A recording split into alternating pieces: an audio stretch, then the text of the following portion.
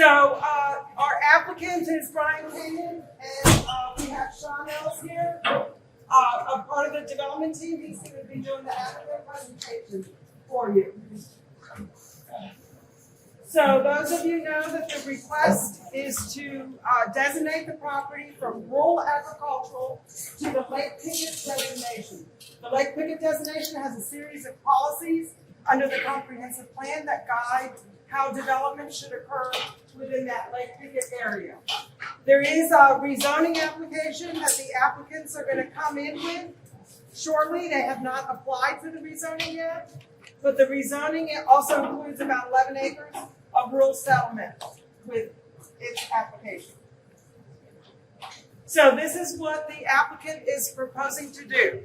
He's proposing to do 1,947 units plus the additional 11 units on the rezoning that can occur with the rural settlement. He's also proposing to do 130,000, a little bit more square feet of non-residential uses, mostly community space, community amenities, and so forth, and they'll describe more about their plans for that. They'll also have a multi-purpose trail, a school, and a fire station as part of the development proposal. So I'm going to go very briefly over the process. So we are at transmittal. There'll be 2 public hearings, one before the local planning agency, one before the Board of County Commissioners. And at the transmittal stage, they're just applying for the plan amendment right now. They're also having to show their conceptual regulating plan that you will see in a minute. And that pretty much outlines their development program. And a justification statement with their application. They also have to designate where their wetlands are, doing the conservation area determination. That's already been done. And they also have to determine what the available school capacity is in the area to support the development. They have to complete a traffic study, which they have updated. And then they have to present what's called a term sheet. It's pretty much the mitigation based on their peak hour trips that they would have to provide to mitigate some of their traffic impacts. And they have to have an initial community meeting. So prior to adoption, there has to be a second community meeting. The conceptual regulating plan, or the regulating plan if they start the rezoning process, needs to be adopted concurrent with the plan amendment. And then of course that finalizes the development program. Because of the nature of this, the development program is incorporated into the comprehensive plan as part of the PD approval for the project. Then there's an agreement on the transportation mitigation, also on the school mitigation. They're proposing to provide a school site, so that agreement will take care of the transferring the land over to the school board in order for them to move forward with funding and building the schools. So then at the rezoning public hearing, this is where the regulating plan is finalized. And this gets into much more detail on the infrastructure, on the stormwater, the final, where the roads and so forth, where the intersections are, and also the adequate facility agreements, such as for conveying the school site, conveying the fire station site. So this slide gives you kind of a timeline of what you can expect. We're here at the community meeting. This is just the first community meeting. We have the local planning agency hearing set. They will make the June 15th transmittal. And then depending on how things go, they may go to the BCC in July. And then if it is transmitted, it goes to the state. They take 30 days for their review. It takes about a month and a half to 2 months to get their comments back between processing the amendment and so forth in Tallahassee. So after we get those comments back, we can have our second community meeting, and then there are the adoption hearings. So there are multiple opportunities for you to engage at each of the community meetings, at each of the public hearings. You can engage and you can provide your comments, and let folks know what you think about the amendment. So this is the boundary of the original study area that was done for Lake Pickett. And so the policies in the comprehensive plan.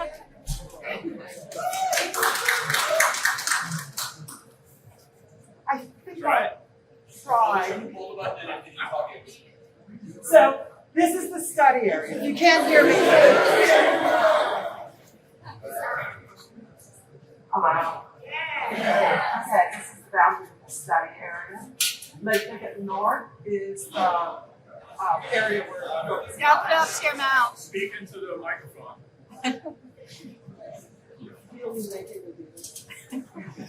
It's better. So this is the existing future land use map. As you can see, the property is designated rural. The crosshatch on top.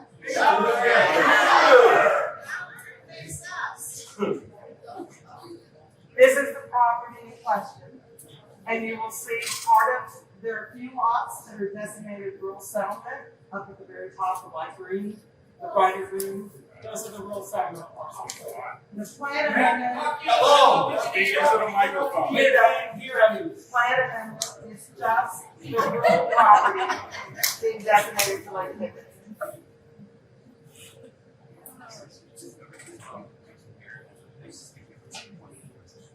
So this is what the proposed land use would be. It would be Lake Pickett. And you can see here the property that will be amended to Lake Pickett. She's talking soft. She's talking into. So this is the existing zoning on the property in the A2. And you can see here that the rural settlement parcels are designated rural country estate, 1 acre lots. So this is an image of the regulating plan, the conceptual regulating plan at this point. If you're gonna turn your head, you gotta bring that thing with you. And so this is a blow up of the regulating plan, and you'll see this in more detail. So just briefly, I want to show this is the conservation area that was previously transferred as conservation lands. I don't know if that was purchased or if it was a donation on their part. And then you will see the different transact zones. So basically the green, the lighter, darker green is wetlands areas. You have wetland buffers also in conservation. And then the yellows, the lighter yellow is T2, which are the larger lots. The T3 are more of a suburban pattern, which are a little bit darker yellow. There are 8 neighborhoods, I think, maybe 9, 8 neighborhoods in each of this. And you'll hear more about the development plan. So a little bit of history on the Lake Pickett. The policies were adopted back in 2016. It took several years for those policies to become effective. There was a previous amendment cycle where the Lake Pickett amendments did make it to a community meeting back in March 2022. It did go to the LPA transmittal hearing, but the applicant withdrew before the BCC transmittal hearing. So we're back now into another cycle, and we are now at the community meeting phase. And then we have the transmittal hearing scheduled. Do you know why we looked through this before? Do you know why they looked through? You can ask. They don't have to give us a reason. But I'm just curious to see if we get there. Well, they just felt that they weren't ready, and maybe the board had too many questions. The purpose of the Lake Pickett designation is to manage the transition from urban to rural, and it incorporates the concept of transition zones and using transects to help accomplish that. There are also very specific requirements for the infrastructure planning within the plan amendments. So the transect zones are used, and transition is also provided through natural areas and buffering, conservation best management practices for controlling stormwater, and other things are required. Green infrastructure plan, for example, is required with the plan amendment. So there are some guiding principles that guide that, and if anyone wants to read the policies, I do have a desk copy available. And then the transect zones are defined in the policies. The T1 being the natural areas, T2 become more the rural large lots, T3 are more of the suburban pattern that you're used to seeing. So there is a green infrastructure plan required, master stormwater plan. They're required to have facilities, natural areas, open spaces. It's all spelled out in the policies. Internal street network, complete street concepts, trail system is required. So there's a series of policies that require very extensive planning for the development. And then finally, the regulating plan. And there, again, very specific requirements spelled out on what is required with the regulating plan, including pedestrian sheds, development program, phasing of development, and so forth. And then the conceptual regulating plan, which you saw previously, that's required now at the time of transmittal. And then the final regulating plan is required with the rezoning, or it can occur concurrently with adoption of the plan amendment. So the next steps are to get through the hearings that are coming up, and then we would, if transmitted, there would be a second community meeting, and then finally finalizing the plan amendment and the agreements for the adequate public facilities.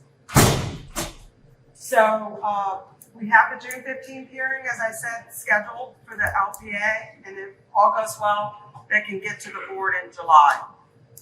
And then the second community meeting, we anticipate probably September, October timeframe. And with that, I'm going to hand it over to the applicant, and then we'll take your questions.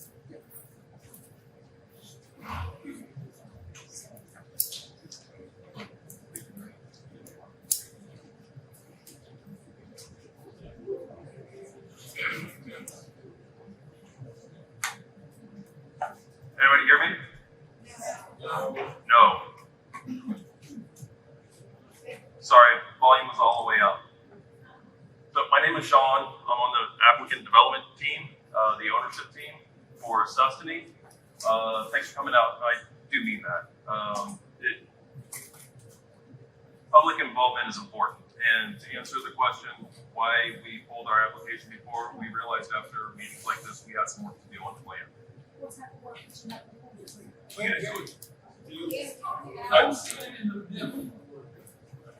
Oh, no, keep using it. Just put it closer to your mouth. Again. Yeah, but you're gonna need that. That's very cool.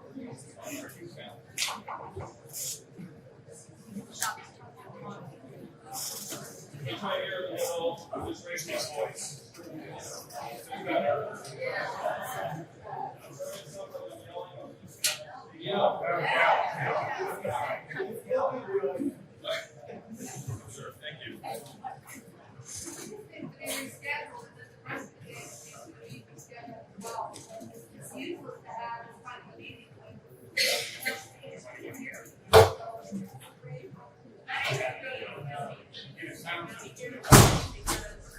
This is a waste of everybody's time. I mean, I realize technical difficulties, but we all came here, run it on your own work, from our own life, to here, to air conditioning.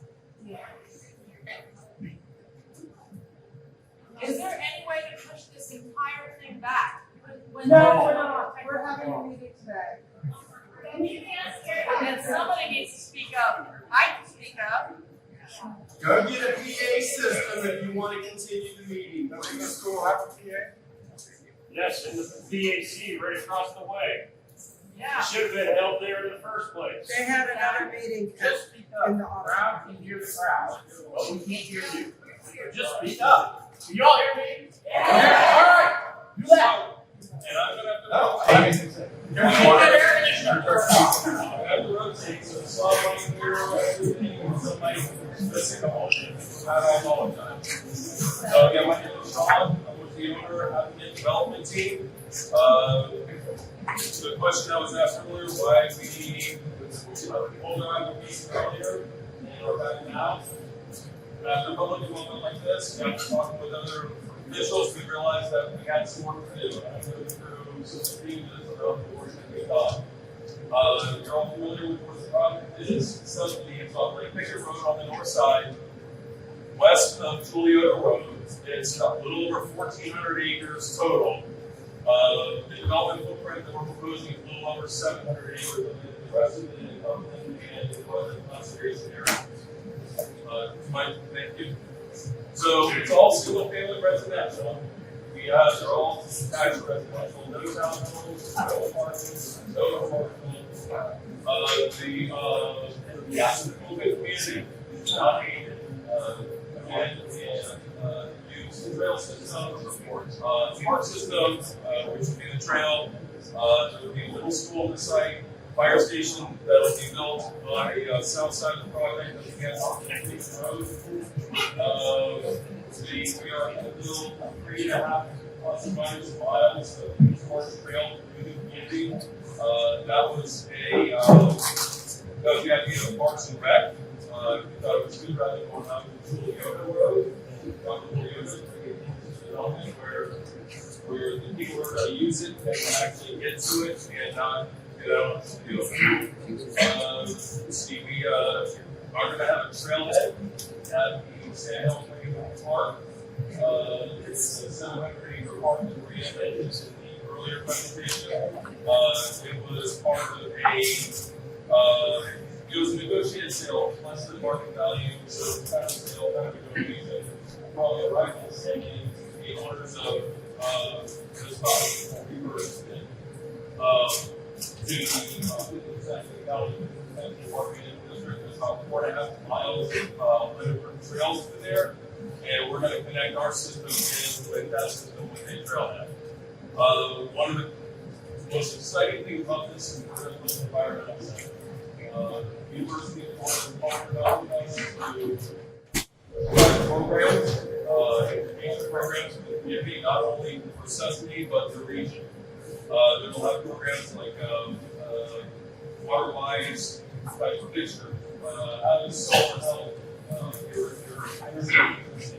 What the plan for irrigation and setting aside roughly 120 acres.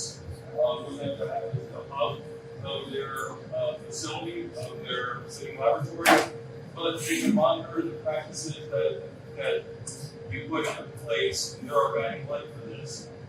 Throughout the communities to see what works, what doesn't work. So it's not just a one-off for this community. We can take these practices, University of Florida can take these practices to other communities to try to save water, save energy. So let's go to the next slide, please. So what's changed? There are two big things. We have used a year. Before we were 2,400 units, and we've got to actually 58 total. 11 of these outside this application because the rule 7 of areas. So it's 1947 in this application. Another major change in here is we increased the buffer along the north side of the project. There's a line up there that it's actually kind of says so let's preserve that. Let's put that in the public reserve area. So it's an extra 32 plus minus acres that we're putting in with that northern buffer. So now we've got like a 950-ish buffer to the north. Next one. So I mentioned the foundation or the University of Florida partnership with us. So here's one of the guys of the program for resource efficient communities up there. He heads up, I don't know, 9, 10 different community scientists that have kind of partnered with us to be guiding lights. So here's been trying to find a development partner in a residential subdivision for quite some time, like 20 years or so. in order to have this living laboratory experience. The problem was always funding. Developer would team up with them and then just give them some money and then walk away. That was it. So we're creating a foundation in which we have a recurring foundation based on the sale of the house, or side of recurring sales. So the foundation will be funded in perpetuity. We're looking at this as a 100-year plan. We want it to be better 5 generations from now than today. So that green area is 120 acres that's a hub. But again, so people can go out and actually happens with the lots and with the residents and what people really put in practice. We think that if you educate people rather than mandate things, people really want to do the right thing. Typically, but if you told me you only put in these 4 different kinds of plants in my yard, I'm going to put 5%. So we can teach them why those 4 are the best ones, and you let them make that decision on their own through education, and that's what they'll put in.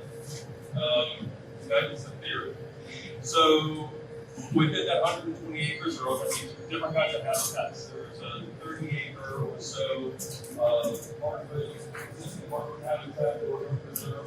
There are wetlands in there, systems, and then they're going to build a what's called the SEEDS, Grants for Stormwater Ecological Enhancement Program. Basically, it's something that the University of Florida constructed up on their campus back in 1993. And it's a way to clean stormwater more than what this stormwater costs do. So we're going to put that to the test in a residential setting as well. So this is a perspective of the campus area, as I would call it. From the right-hand side, I'll get out of it for really good guys can see it. Over on the right-hand side, you see the canoe launch, just below that, a series of, it's like a quad, 4 buildings around the day. So that top right building is the environmental center from Fort University and level museum program. That was it. You see it's a garden center where somebody goes and learn about what plants that can survive this type of soil or this type of watering or doesn't get that watering. They learn about it, they can go back there and they can purchase it. That money gets pulled back into the foundation to all the to the volunteer program that the university and the other organizations provide. There will be a festival street that haunts it. And we have our HOA center with parks and we have like a meeting space, workout room, pool. Let's see. Next slide. That's just one of the visions that we have for the festival street. About 5 at festival there, or we'll call it Art Fest or Birthday Fest or Food Truck Night. This is a rendering of what the environmental center will look like, something that we're going to build. This is a ground perspective of what this community garden area, and it's not really community, this we'll call it community garden, where you go into plants that work all in your community gardens. The other perspective is there's a running education is see how different habitats interact with each other. Taking a new trail around, you can see different edges. You'll be able to see like the wetland edge versus an upland edge versus the coral shelf, and just kind of see the different kind of plants and animals that use those areas. So there's our 1 mile around the lake in the center that we can launch from. Another perspective of it. So we'll have a couple of on-site parks. One's going to be more of an informal, like lawn. I think this go out and top 10, have a little cookout, formal, and then another one will be a little more formal park with gazebos and playground. This is a rendering of one of the intersections of the trails. You see this as where we can have a trailhead where community trails with trail going to the preserve. And one of the reasons why we're doing this is I think it's important to get kids out of this. There was an interesting book that somebody gave me in the last few books. They talked about the issues of kids are active or kids start having like a lot of health issues and a lot of mental issues. So the importance of having an environment surrounding a community to get the kids back out there, get their imagination going, get exploring, sunlight, vitamin D, get healthy. One of the quotes of the kids in this book, we asked, well, why do you want outside? We're going to go outside. So that's just the way that we've, and I'm guilty of this, trained our kids. So we get them back out in nature through unstructured play, like the first one, or through structured play and structured outdoor activities. This Maria alluded that we're going to have 8 parks, 8 acre here. Each one is going to have 1 acre mobile parks, and in those plans, what we really plan to look something very similar to this. Lots. There's a lot that you can do on 1 acre. So the East Orange Trail, I mentioned this before, we're going to construct about 3.5 miles of the project. It'll front the school, it'll front the environmental center, and then it'll get the bikers away from Julio, bring them through the community to have a series of streets, traffic flow, so there's a safer environment and out on the road. So to get to the East Orange Trail, we're going to have to cross the Eton. Bridge, but it's going to be a swift style bridge. It will be a pedestrian and road person. There's lots of vehicles, and we're going to do that by clearing it after the application is submitted. So we will not be allowed to cross the Eton with vehicles, bikes, and foot.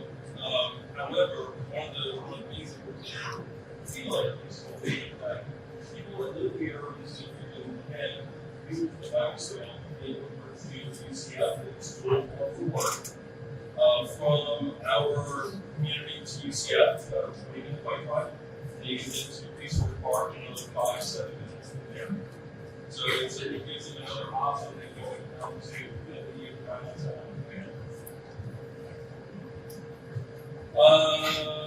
This is just a picture of what Lake Pickett Road looks like today, and one of the things we have is creating more of a rural sanctuary habitat along, creating an area where you can bring right back in or animals in those areas.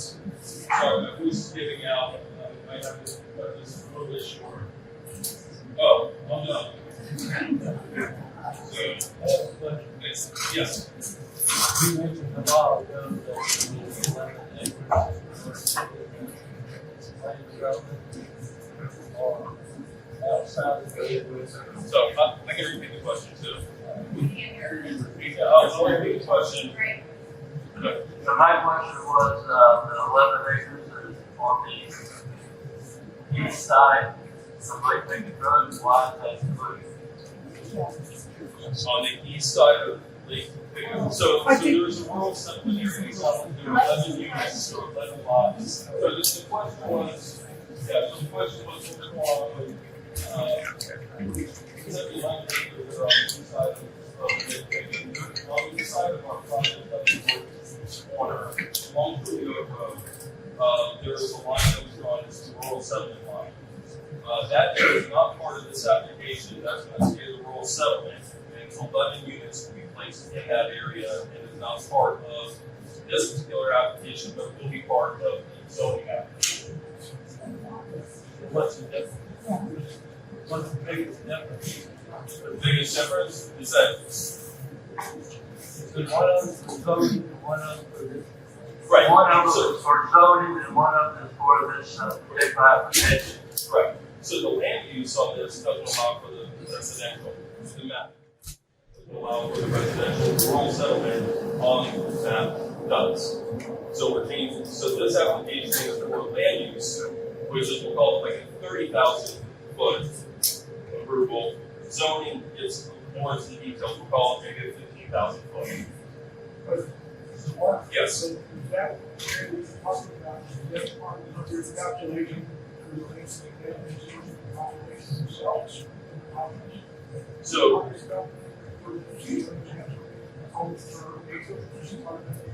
so so the question is, are those 11 units part of the calculation for the density? The acreage. The acreage that I said, on the north. Yes. Oh, so the 32 acres that's set aside on the north, that is outside of our densities. It is not. Well, let me back up. It's not for, there are two different density calculations. One, you have a gross density, which you just take all the project, you say, okay, you have a gross density of 1.4 units in the acre. When we calculate our net density, which is really what these policies, policies reference, what the map is called for, it takes out those reserved areas from the calculations. Yes, So you just made 1.4 residential units for, on a gross. that's on the total. 130, so yes. So what's the minimum lot size? We all have half-acre lots. Sure. Or more, we don't want any less than that. So minimum lot size that we have in here is 32s. So you can see out the horizon was 32.1 lots. Zero lots. And they'll go on to 100 foot wide lots. So what's the acreage per lot? Well, it's, No, you didn't say that's what it allows for. That's what the text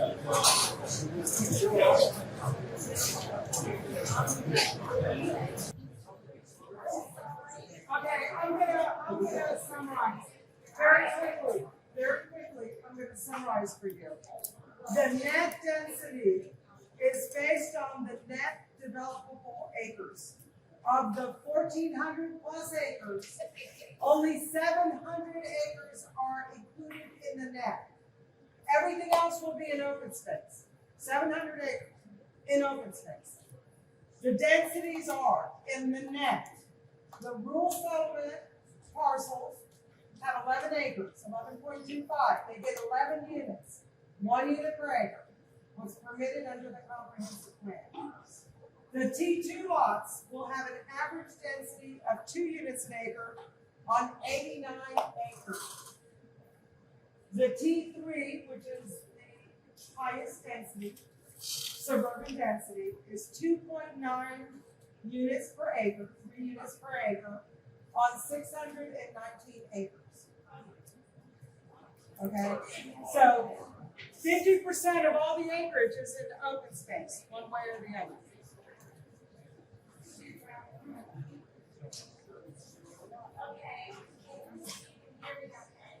I think Commissioner Bonilla has to step out for a minute, and I had a couple of homeowners come up that have also, they're filing a protest about this.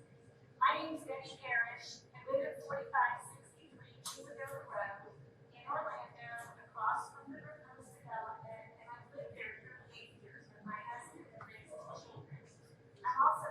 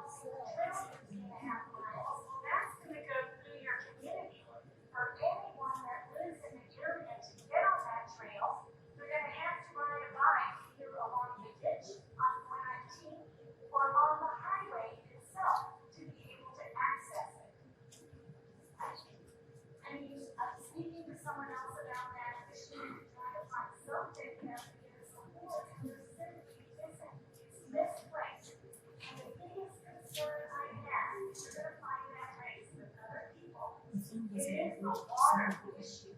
It's a drainage issue. I know from the last go around, we were told that 30% of the water is allowed to drain off of the development.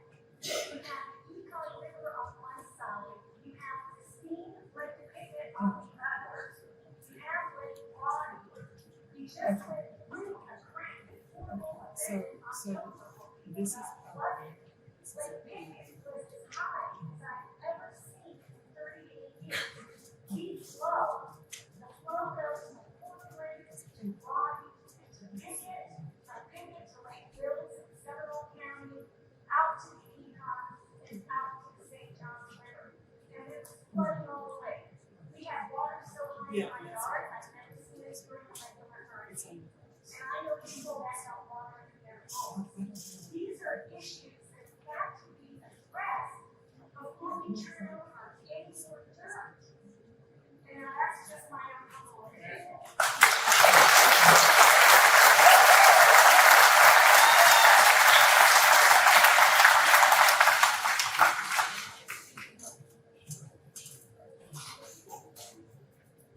Long-term resident of East North County. Okay, can you hear me now? Yes. All right. Nobody's addressing the increased traffic. If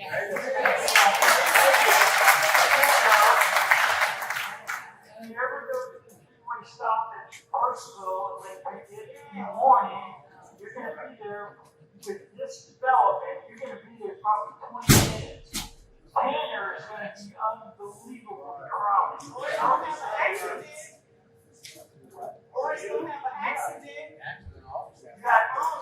So if you're gonna have almost 2,000 new homes with an average of 2 people per home and a driver, so you're looking at 4,000 new automobiles gonna be coming down Lake Pickett on the Tanner or heading out on Lake Pickett to 50. Does anybody address that? Actually, Mohammed, can you mind help me out on that? I know, sorry. So the answer, The answer is yes. well, he just has a better answer, you know. I thought I was just gonna stand there all night, but, can you hear me? Yeah. Good. I always knew I was made for this moment, where I get to yell and no one yells back at me. Oh, Or no one tells me to keep my voice down. So, sir, to address your question, yes, the project has to go through a full traffic analysis as we have done. We looked at the impact and the type of traffic that this development will generate onto the network.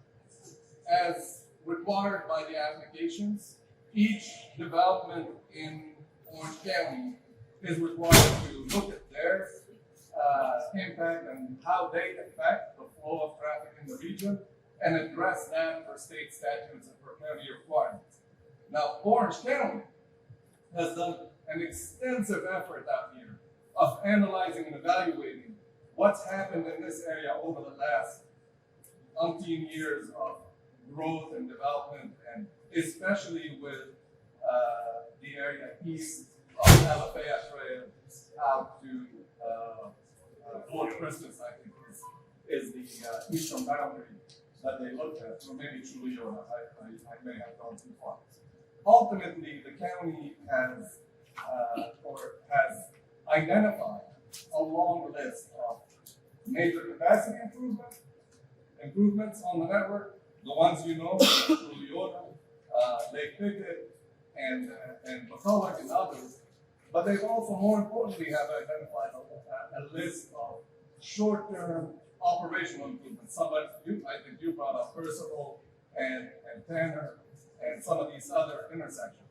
So there's a litany of priorities and a list of priorities that the county has done painstaking work working with this community to identify. This project fits into that mosaic.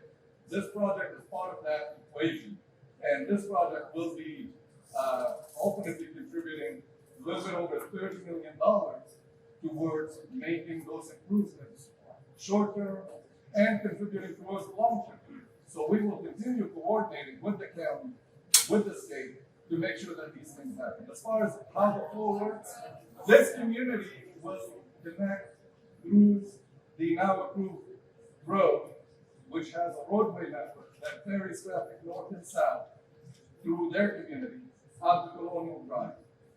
Colonial Drive is under evaluation by the state, by state agencies who own Colonial Drive.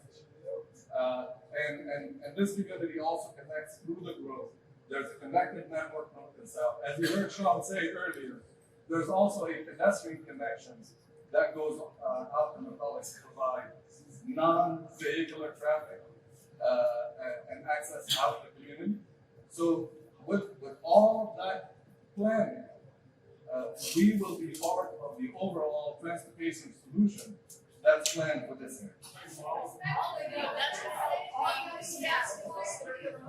Here's one at a time, and I'll be happy to answer any questions.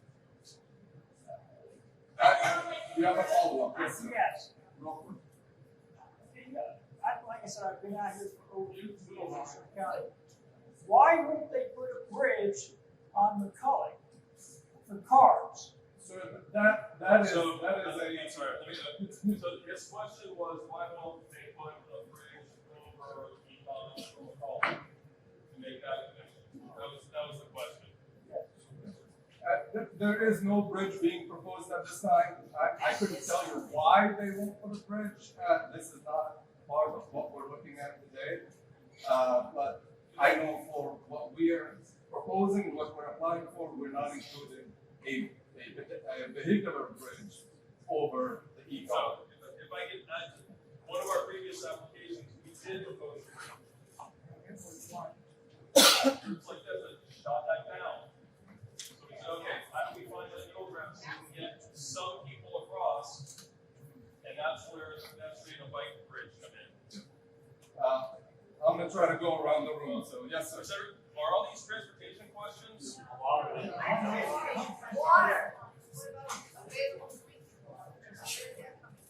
How about we do transportation number 1? Yes, Since he's up there. Let's go Wait. to I have a clarification question. wait a second. Did we? Yes. So the question is, right now, it's like you're talking about, you still haven't really told us anything about what you're going to do to improve Lake Pickett, to improve 419, and now all of a sudden, all these people that are about to move into this area, we still haven't addressed the elephant in the room where there's been 3 or 4 homicides, deaths that have happened right at this intersection where people crossing to get over to this high school. Now, all those kids that are about to be built in 2000 old or whatever it is, now all those kids are going to be now feeding into this school right here. There's already been so many issues at this intersection right here. What's being done about that intersection when there's deaths happening there from people getting hit? So this intersection is part of a ongoing design that the state is doing for State Route 50. Part of the 6 laning of State Route 50. They are addressing all of this stuff is long term as this project is. So we're not, none of this, including this project. If I may just finish my answer, including this project, all of these plans are long-term plans. None of what you're seeing on that screen today will happen tomorrow, including the 6 laning of State Route 50. It's not happening tomorrow. But all of these plans are being laid today and in motion. The design of State Route 50 is in motion. It's the next step is construction. And that includes that intersection. But you hear what everybody's thinking and saying is, okay, you're about to build a huge development out there with no infrastructure. No, what I just said is that this development is a long-term development, and the infrastructure will be coming with it as it comes. Opposite should be the other way around. Sir, I'm sorry, this Okay, lady here asked me. so I actually am one of the 5 homes that live on Lake Pickett Road. So with your infrastructure, there will be, I'm assuming, a 4-lane highway 10 feet from my front door. But there's no There other is way. They've no- done the studies, we've come to the meetings for that. So I am one of the 5 homes where I do not have enough land. You will literally, no matter what you do, are going to put a 4-lane or any type of turning lane in my front yard. What is your plans for people like me that live on Corner Lake that have $1 million homes? There's there is no plan to 4-lane Lake Pickett Road in front of this property. And as far as I know, the county has decided not to 4-lane Lake Pickett Road either here or all the way out to, I believe, North. What's your plan to get all these people out of the neighborhood? You've got 4 roads coming into Lake Pickett. What about South? We have, hey, Mohammed. Where you started? Well, on top of there's a neighborhood on the corner. So, good evening. I'm Renzo Nostalgia with the Pickett. We're in Orange County. The question regarding Lake Pickett. So Lake Pickett from State Road 15 to Percival. Lake Pickett to Percival, we are about to initiate a study to potentially widen the road for that section. The piece from Percival to Juliota, there are no plans to widen any section of that piece. However, we have been requested to look at that road and make it more complete. Meaning we want to add trails, horse trails, paths, landscaping, and lighting. But not lighting. Hey folks, if you guys don't like the answer, I'm sorry, but these are just the facts. And please be patient and let me answer one question at a time before y'all start yelling. Yes, ma'am. I can talk loud. Go ahead. Okay. Mary. As to horse trails, you're gonna put thousands of homes and then expect horses to walk down a 2-lane highway on a trail. Well, I'm asking a question based on what you said. I own and hold the only veterinary hospital exception in Orange County, which is directly around the corner. It's no longer a facility for horses, but I have lived and breathed them my entire life. Nobody in their right mind is going to walk a horse down that road. So please let me know whose study we're doing with that, because I'd be happy to talk to the person that does that. But as improvements, that still is taking land away from either side of our homes, and we're still creating new traffic. So the study would be pertinent before we approve this neighborhood. And we've been All right, so can you hear me?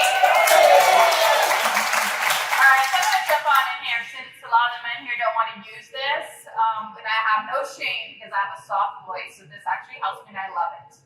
All right, so we have a community meeting, right, coming up that we're going to go over all the RCAs that have been done in the area. What that means is there's plans for these roads and studies that are in the works. And so there's about 4 or 5.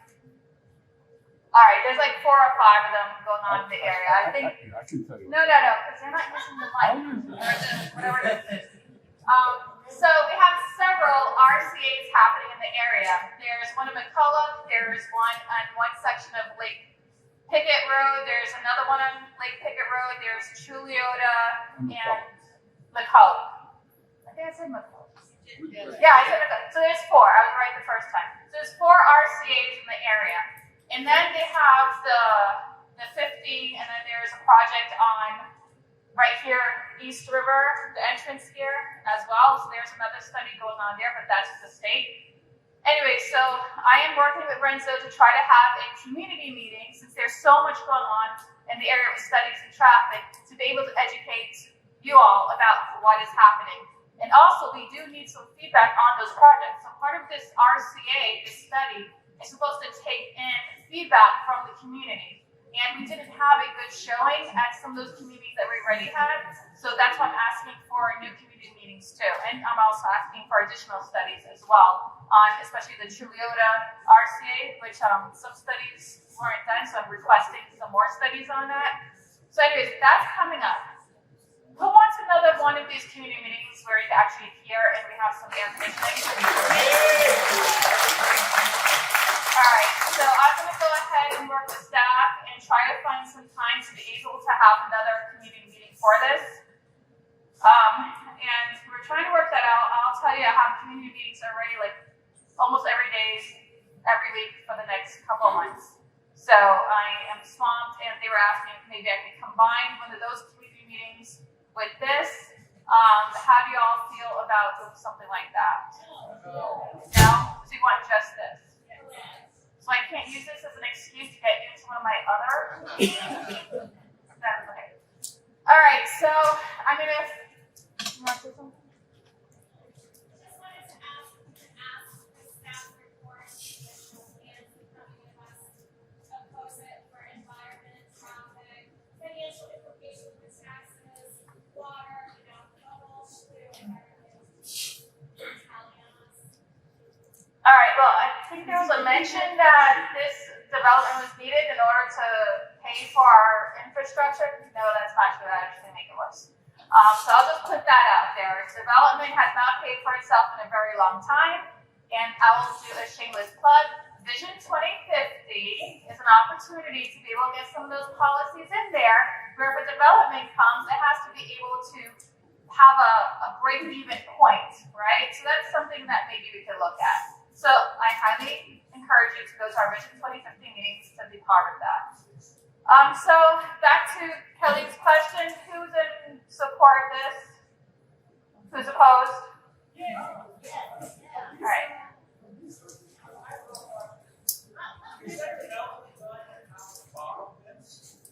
That is a great question.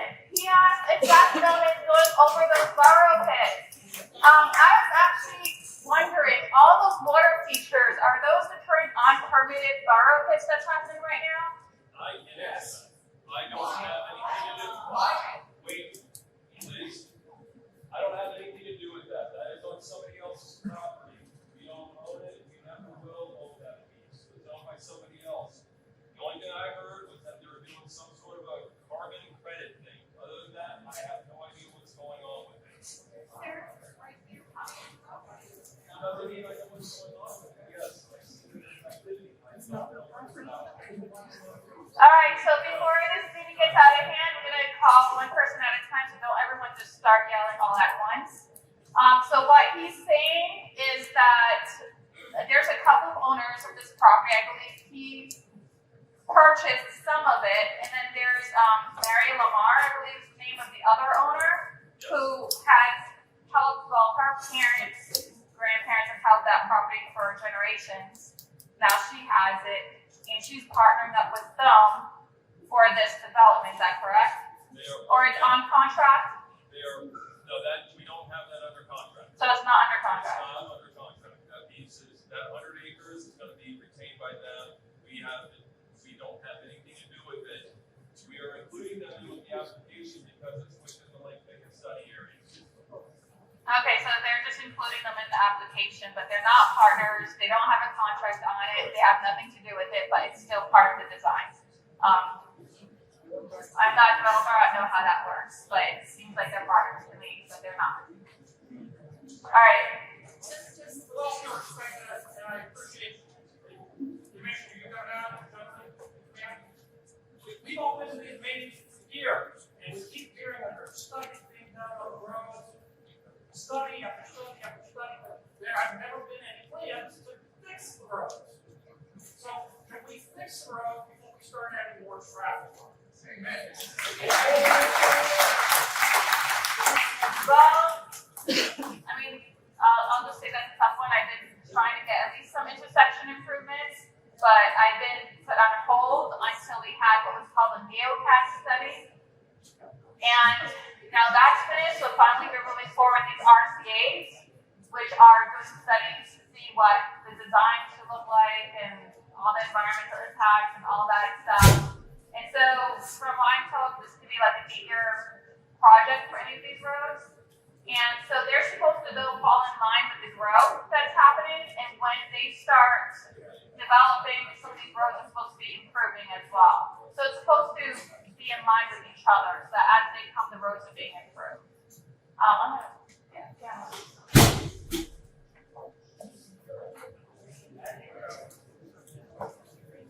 Thank you. Thank you, Commissioner. My name is Pamela, I'm with Rural Settlement. And like you guys, this is our third time. What I want to know, because I don't think I heard it, I was in the back. If you can please explain to us in easy understanding for us, really what makes a difference. The first time, it did, you guys pulled it out. Second time, planning and zoning, I got it. 7-0, said go. So what is the improvements that you have made to make it more doable, beneficial for our neighborhood on this plan? So, we reduced the units. I will. Thank you. So, what have we done to improve the plan? We reduced the units by 442 in the last application. And then we also included. Please use the microphone. Please, and I everyone is your friend. Please use it.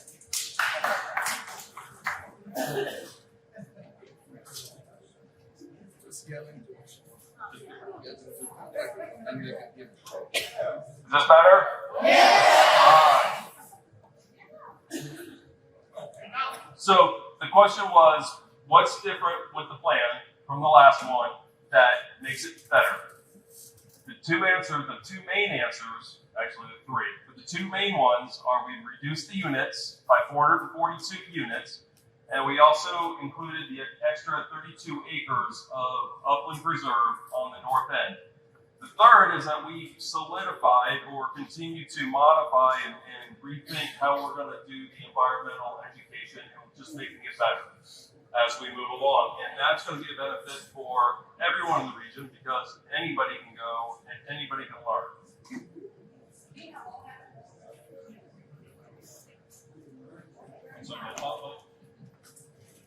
I've got a high school principal voice that I'm retired from Orange County. Y'all can hear me, right? Yes. I'm going to make two statements, and I'm going to then ask a question. While I'm doing that, could you please put up the map that shows the area?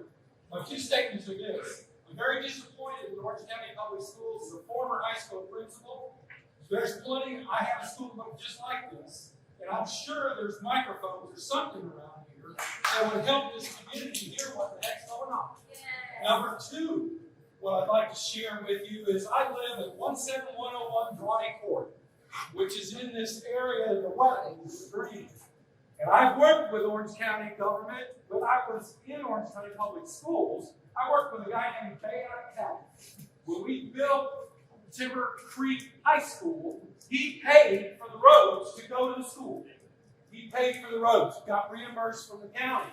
So that's an interesting concept that we can get the infrastructure that we did put in so that we don't have all this crazy traffic. Secondly, when we look at where I am in the wetlands, and I'm not, this is not a plug for me personally because you're all in this. But I just went through where my backyard was flooded in this wetlands area. And I worked with this county because they put a pipe between my yard to get the water dumped into the back, which they told me is a wetlands, and they can't touch the wetlands. They can't touch the wetlands. So I got flooded in my backyard. And I asked them, because they also didn't they had to ask permission because they never registered the pipe that went through there. And have I heard from them since? Not at all. And I'm not done with this. I'm not done with this. I appreciate you, sir, and I appreciate all of you because I worked in government. I stood in front of 500 people when I rezoned high schools. Dan Buckman, put it on record. I rezoned high schools and stood in front of 500 people that were going to eat my shorts because I was sending their kid from one school to another. But I made darn sure that every voice was heard, that they could hear it. They could hear the voice. Their concerns were heard. Mary Lamar, Eloise Rybold sold my wife and her property 38 years ago. Eloise is a delightful woman. She's passed, and I love her dearly. And Mary Lamar, I know Mary went to church with her. What I don't appreciate is having a voice go unheard. We have water and traffic are horrible. Horrible. I don't live in these houses that are on the lake, but I can only imagine how much water they got if my yard was flooded and I'm in this wetlands. I love the fact that there's a green space there so that at least I'll be able to look out my backyard and see green, I hope. But I don't want to look out my backyard when they put all the houses in and all the water comes that way because they got to lift them to get out. Where's the water going? Oh, we can't touch it because it's wetlands. Tell me how we're going to fix that.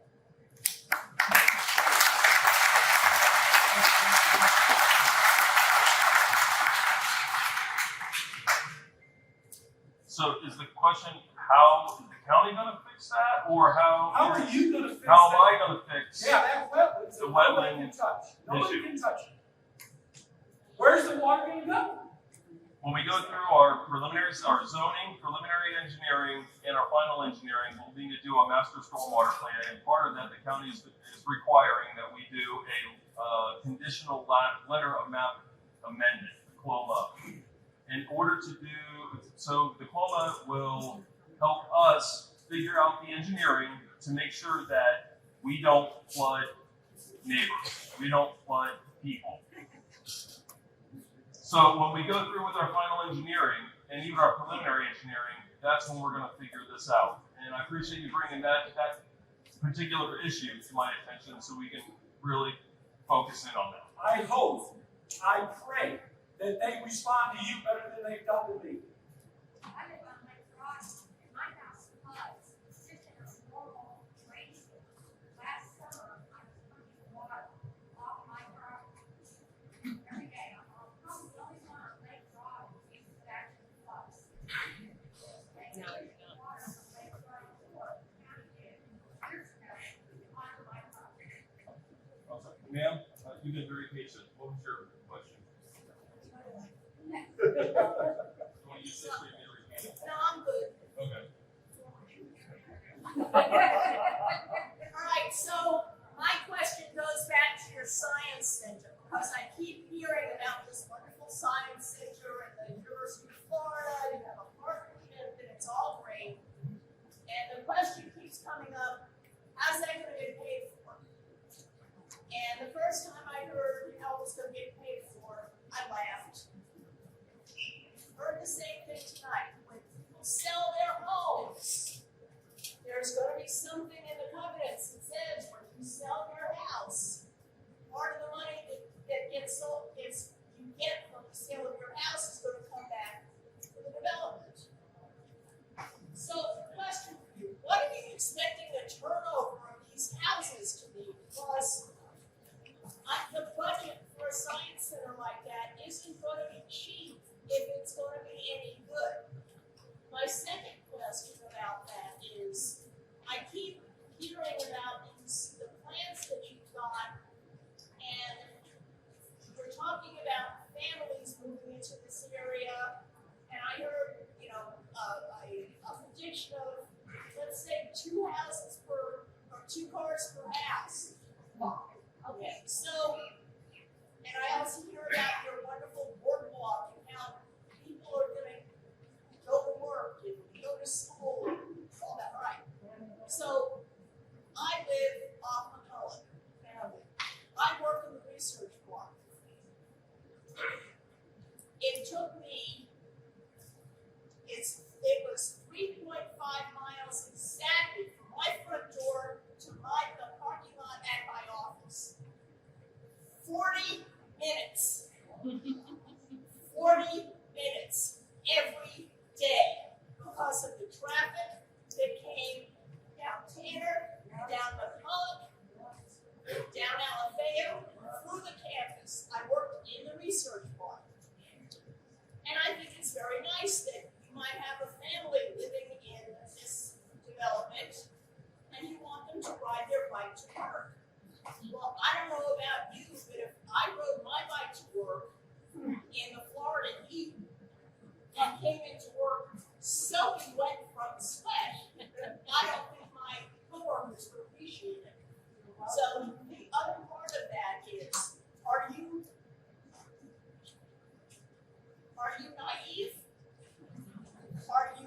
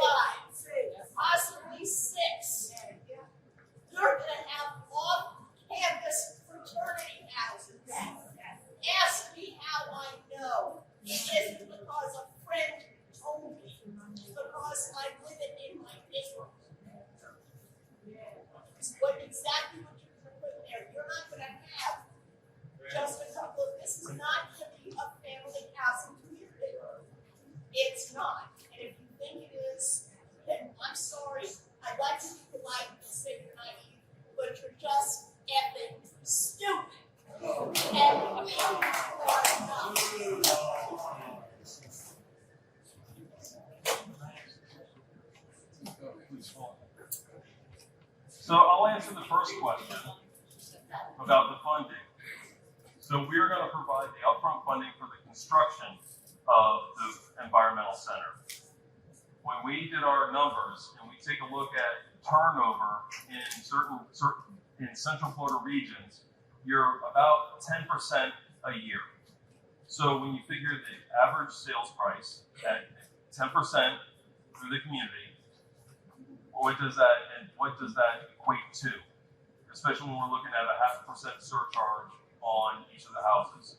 So our numbers, we did not include any resales in the first 10 years throughout build out. And so all those are just first time buyer.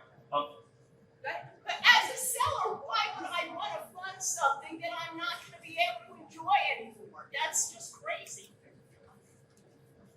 That's just crazy. RJ. Hi, my name is RJ Mueller. Can you all hear me? So, I've been in this a long time, just like a lot of people. And I know a lot of the staff, I know a lot of the developers here. And the problem that I see is that there's two issues in my mind. Two issues. One is traffic, like people have said. The other one is water, like people have said. I think we all agree with that. When it comes to the traffic, if you know this area, they try to put a bridge across the culvert. That's in the slide. Why isn't that slide? Because Seminole County won't allow it to happen. Okay? You may not know that, but that's one of the, this information I gave you may be a little dated, but that's what I've heard. Okay? Lake Pickett. Will it be 2 lanes or 4 lanes to move traffic? No. Why? Because of everyone here. You don't want Lake Pickett 4 lanes, right? So like you said, where does traffic going to go? The NeoCat study. It's a great study. It would be wonderful. But there's all these political things intertwined with each other that prevent it. Like, for example, they wanted to bring Richard Pride Parkway. Have anybody heard about that? Across through Eastern Park. Well, DOD doesn't want that. Anyone know who DOD is? Because the government right inside the Eastern Park. They won't allow it. So all of these things are preventing the NeoCat study from coming about. So the question is a relevant question. Why? What's going to happen with all these cars and traffic? Okay. The second one is the water, right? Like you said, where's that water going to go? Well, every time you put a piece of concrete slab down or a road down, that's an impervious surface, right? It can't go down to the aquifer like it's supposed to. So it's going to run somewhere. Where does it run? It's the econ. Where does the econ go? Up to Seminole County, right? And during the Ian, how many homes on the econ were flooded? I know that was like a 100-year storm, but how many people do you know with water up to their roof? Okay? Now all of a sudden you bring in a development like this with all this extra concrete on the ground, that water is just going to intensify that water. So can you tell I'm opposed to this thing? Well, I am. I'm opposed to it. So I just don't think this can work. We've done this before. Who was that governor in Alaska that made that comment about the pig?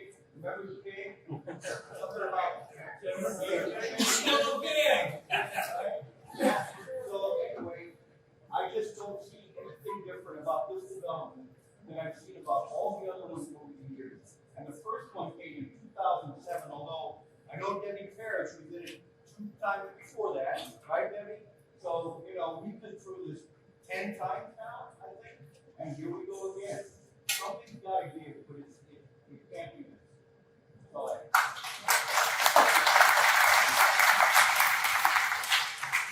So, we own a home in Fontana Estates, across from the Rowing Center.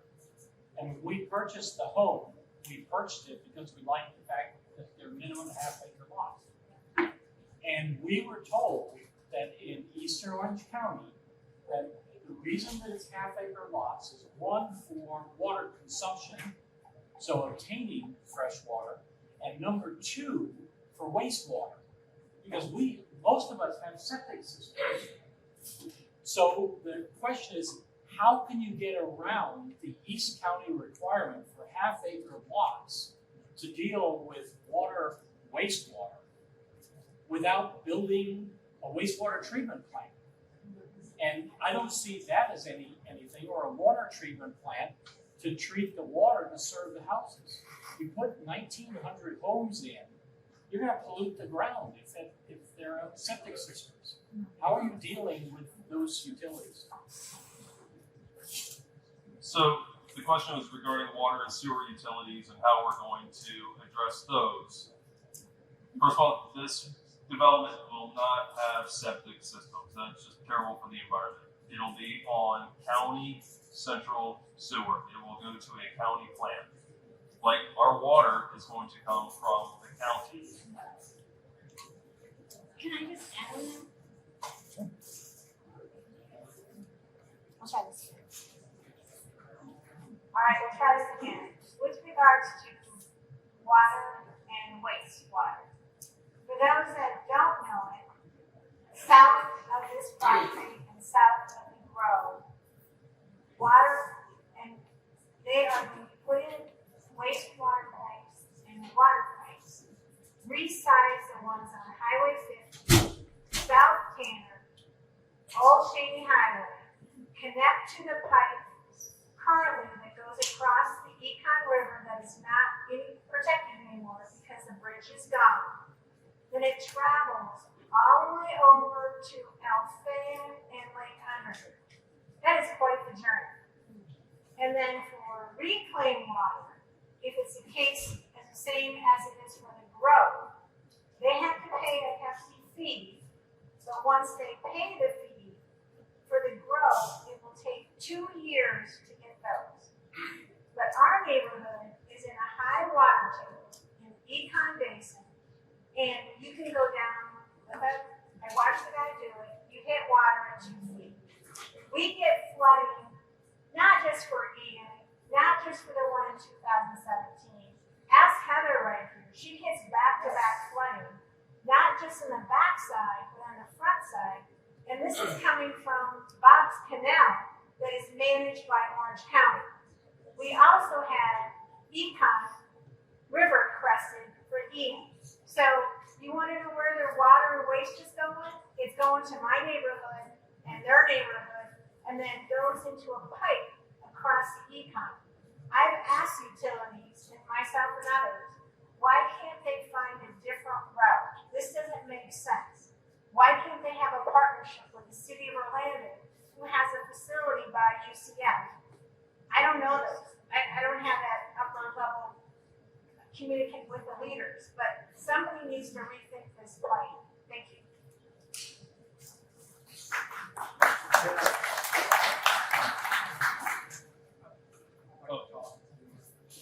So, go ahead, man.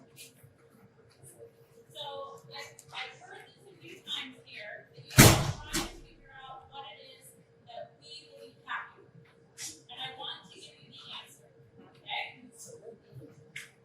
Here's the answer. Those of us in here have gone roundabout with the government. We don't like the government. In fact, I have a libertarian on my shirt. I'm the type of libertarian who believes that all government is evil. We have wanted to protect all the animals in this area, but we keep on seeing overdevelopment happening. We're seeing that their areas where they live in are getting flooded. Then we see the county come in to protect them, and they kill the animals. They even send out a hunter who would take care of the animal and then process the meat. It's incredibly wasteful. But there is a thing that's going on in Orlando that people do want.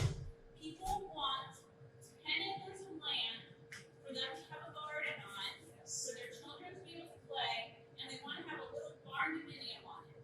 I think it's time for you guys to cut your losses, maybe go ahead and build a few of those around where the water is, so we're not disturbing other people's water, and you give those people what it is they want. You just cut your losses, and then everyone's going to be happy because the people moving in are going to be rural, wanting people who aren't going to be having college parties at night, and they're not going to get government involved in anything else because they already know the government can do it. And these excuses about the roads, they're literally just pieces of concrete on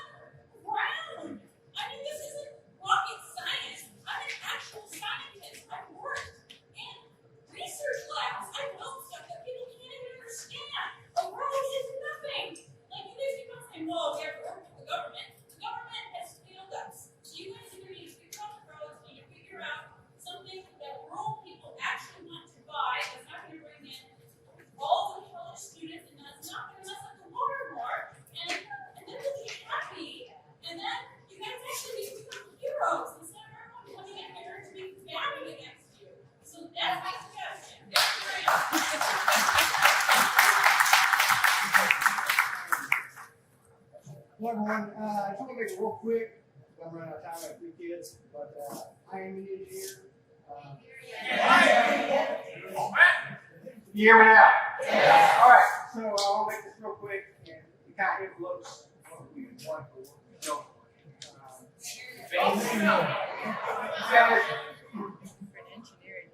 we can't. What they're wanting to propose here isn't really doable. The soil and the limestone underneath the ground. Okay, that's what we had springs and the lakes that we had. Back in 2001, I emailed Emily with reference in regards to the geo of the ground. Okay, we can't really do that. What they're proposing here for the displacement of the water. I'm surprised no one has come across it. That's part of the reason why we have the springs, flooding the lakes, and we have the flooding, pointing out what people already talked about. You know there's displacements for the retention pond that you have. And I used to be an engineer. Man, let me finish, please. If you do this, you're going to have a lot more issues with water, more sinkholes, and limestone, creating a lot of flush mountains. And we'll point it out, the economy, you will displace them, usually create economies. So for a factor of safety, I don't see how this can be done. And Emily, you've been the other district representatives. I emailed you guys back in 2001. Who are you talking to? I'm talking to her.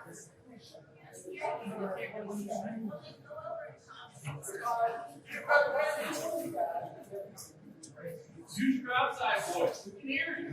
Speak up. We have a hard time doing this. The limestone and the geo with the ground because it'll create sinkholes and you'll have water displacement that will create more problems. Okay?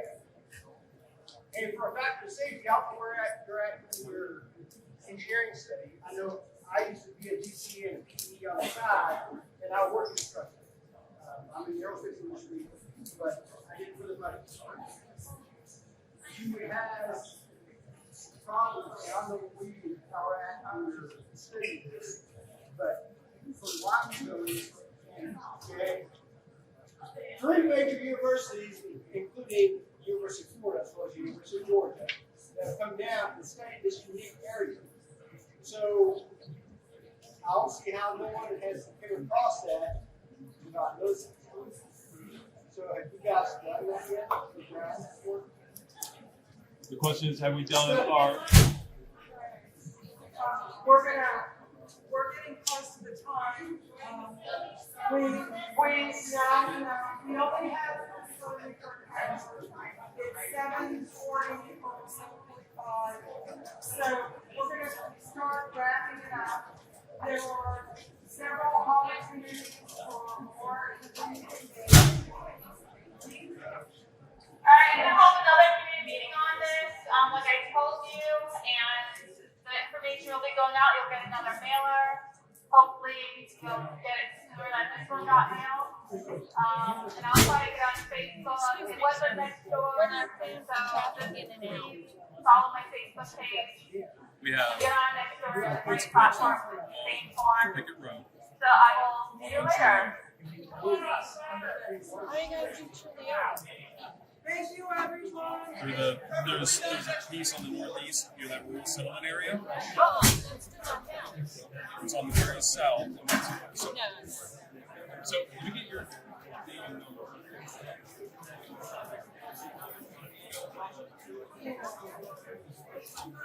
You have a card or something?